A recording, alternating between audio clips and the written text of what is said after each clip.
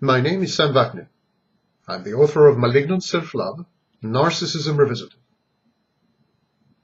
Cycles of overvaluation, also known as idealization, followed by devaluation, characterize many personality disorders.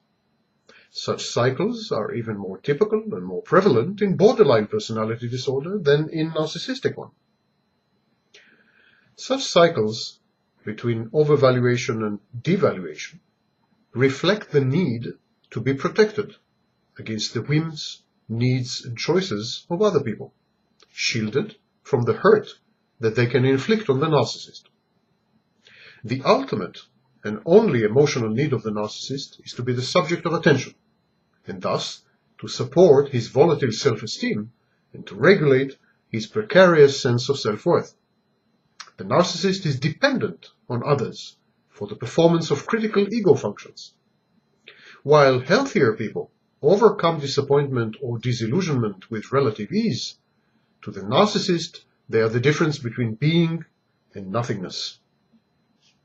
The quality and reliability of narcissistic supply are therefore of paramount importance to the narcissist. The more the narcissist convinces himself that his sources are perfect, grand, comprehensive, authoritative, omniscient, omnipotent, beautiful, powerful, rich, brilliant, and so on and so forth, the better he feels. If you have such sources of narcissistic supply, you yourself must be special, unique, and deserving.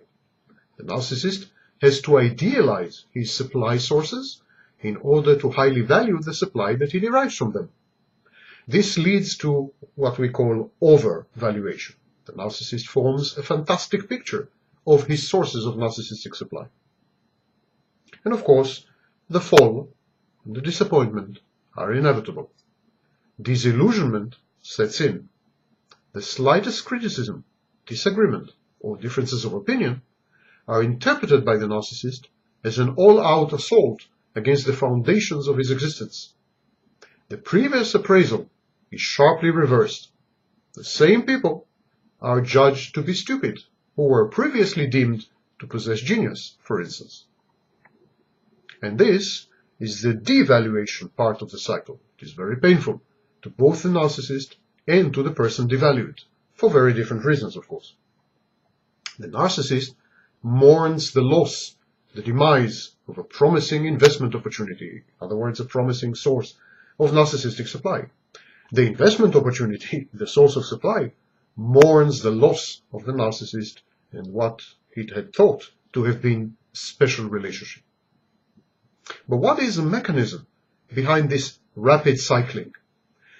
What drives the narcissist to such extremes?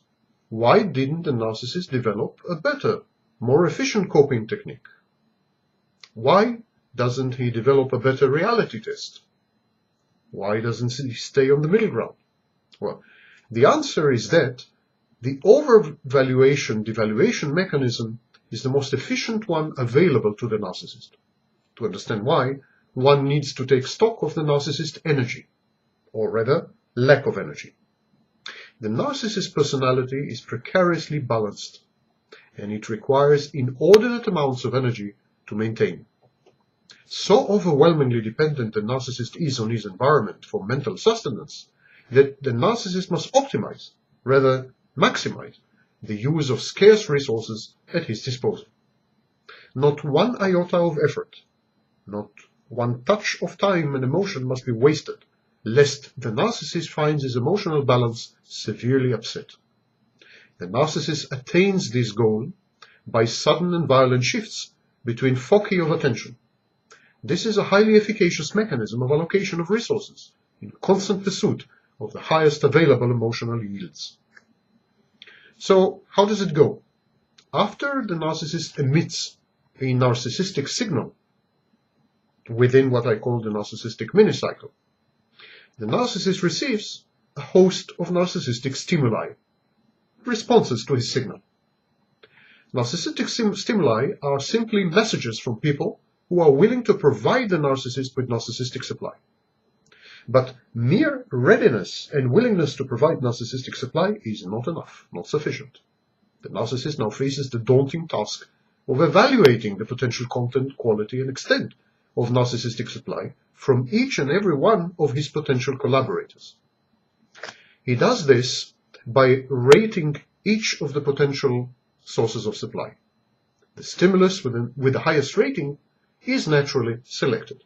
It represents the best value for money, the most cost-reward efficient proposition.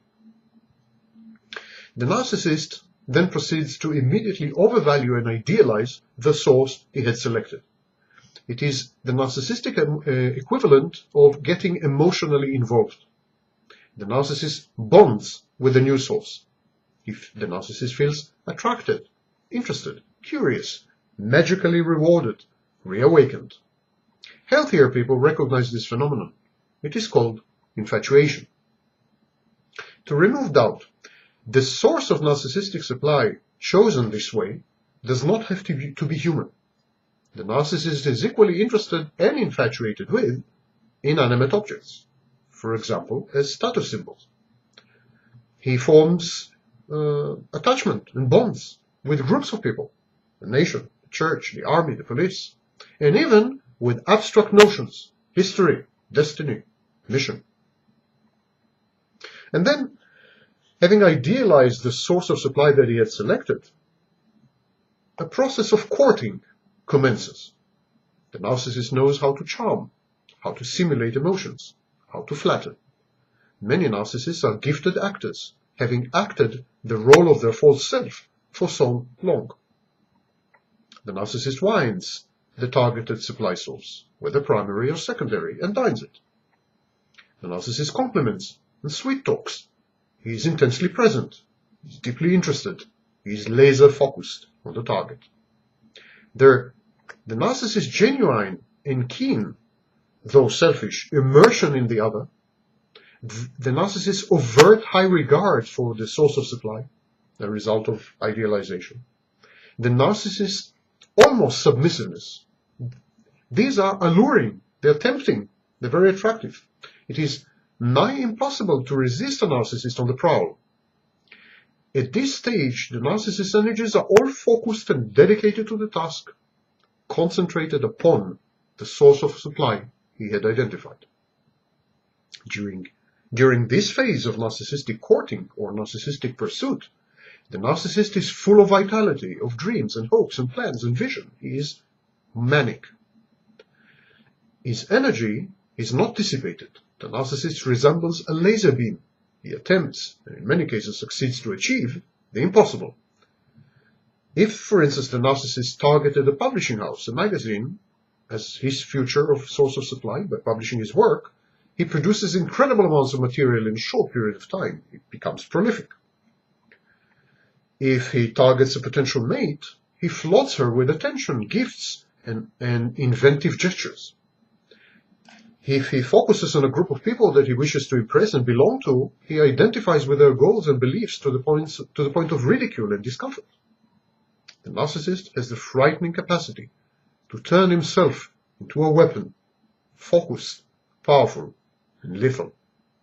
The narcissist lavishes all his sizable energies, capabilities, talents, charms, and emotions on the newly selected source of supply, and this has a great effect on the intended source and on the narcissist. This also serves to maximize the narcissist's return in the short run.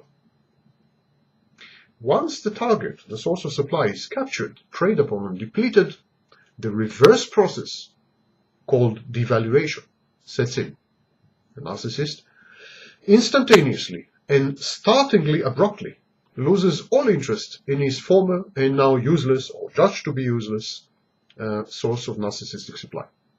He dumps and discards it. The narcissist becomes bored, lazy, slow, devoid of energy, passive-aggressive, absolutely uninterested. The narcissist conserves his energies in preparation for the attack on and the siege upon the next selected source of supply. These tectonic shifts between idealization and devaluation are hard to contemplate and still harder to believe in. The narcissist has no genuine interests, loves, or hobbies. He likes only that which yields the most narcissistic supply at any given moment. A narcissist can be a gifted artist for as long as his art rewards him with fame and adulation. But once public interest wanes, or once criticism mounts, or once boredom sets in, the narcissist, in a typical act of cognitive dissonance, immediately ceases to create, loses interest in his art, and does not miss his old vocation for a split second. The narcissist is likely to turn around and criticize his erstwhile career even as he pursues another totally unrelated one. And the narcissist has no genuine emotions. He can be madly in love with a woman, secondary source of narcissistic supply, because she's famous or wealthy or a native and can help him obtain legal residence through marriage, or because she comes from the right family, or because she's unique in a manner positively reflecting on the narcissist's perceived uniqueness, or because she had witnessed past successes of the narcissist, or merely because she admires him. All these are good reasons to home in a specific woman. Yet this apparent love, even obsession, dissipates immediately when her usefulness runs its course, or when a better qualified source of supply presents herself. The overvaluation and devaluation cycles are mere reflections and derivatives of these ups and downs of the narcissist's pools of energy and flows of supply. Efficient, in other words, abrupt energy shifts are more typical of automata, of machines. Human beings are not like that. But then the narcissist likes to brag of his inhumanity and machine-like qualities. He is right.